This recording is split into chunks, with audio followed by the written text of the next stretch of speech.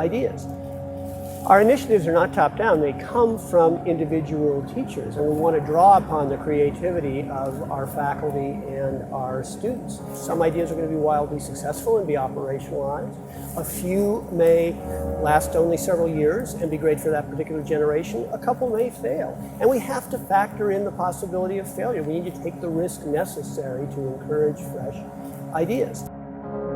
As Pomona President David Oxtoby tells us, great schools are a combination of cloister and crossroads.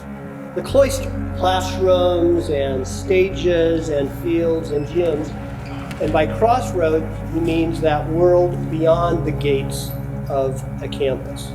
We're wise to do whatever we can to expose those students to that outside world in a variety of ways. And we've restructured the administration to offer that support. We have what we're calling an Idea Lab on campus, a Silicon Valley style organizational model that allows us to place innovation at the heart of our life. We have reimagined the assistant headship and Peter Vaughn's role into a chief strategic officer who will oversee this Idea Lab that is encouraging teacher-led initiatives that are going beyond the gates of campus. Flint Ridge Prep is not any different than most independent schools. Great initiatives are often killed by bureaucracy and top-down weight. My role is to be as effective as possible without getting in the way. And that really means bringing all the resources of the school to a student and to a faculty member who has a particularly inspired idea that will contribute to making this a less provincial place and making it more part of the world around it. This summer we had 14 students and 4 faculty down in Nicaragua. This is a pretty substantial investment. And how did this small school of 500 people in La Cañada end up in Nicaragua? It's entirely due to one man, Manny Nunez, and one vision. We had students tutoring rising middle-class kids in a new school. We had students working with the only children's cancer hospital in the area. And we had students beginning to interact with Nicaraguan society to hear from them about what it's like to live in Nicaragua.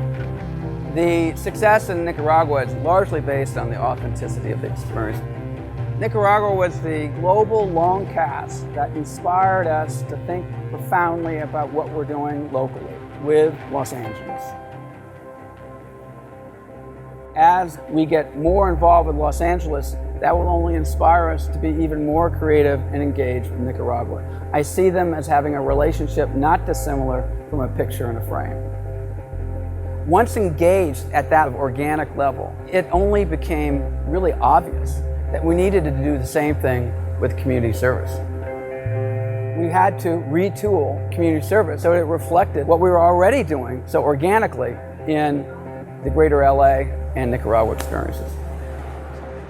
Community service is now less of a number and more of just a feeling. It's a bunch of people, kids and the teachers, getting together to help create a relaxed environment where the kids can express themselves and dance. I started interning here, and after a month, I went to Huntington Hospital and I taught this dance class for people with Parkinson's disease. I used to think of community service as being feeding the homeless kind of things, and Dancing Through Parkinson's has taught me that it's not all about that. It can be, but it's also about finding a place where you fit in, and I love dancing, and I love my Parkinson's ladies, and it's made me look at community service as being something that's good for them, but that also is really good for me, and I'm really grateful for that. Ultimately, the goal is to create a seamless experience at Flint Ridge Prep that is deeply invested in engaging students and adults in the greater world outside of the school.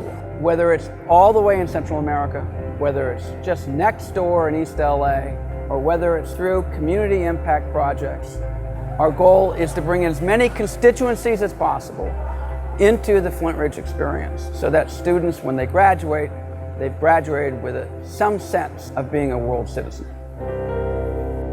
The impetus to develop a mentoring initiative and to expand the college counseling department to house that initiative, I think really came from a desire to encourage our students to look outward and think of the college counseling process as a search for one's passion.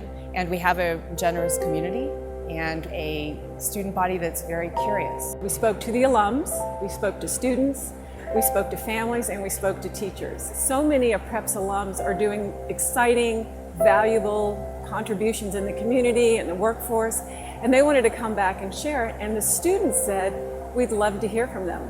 In all the programs I've designed before, I've never seen that universal support.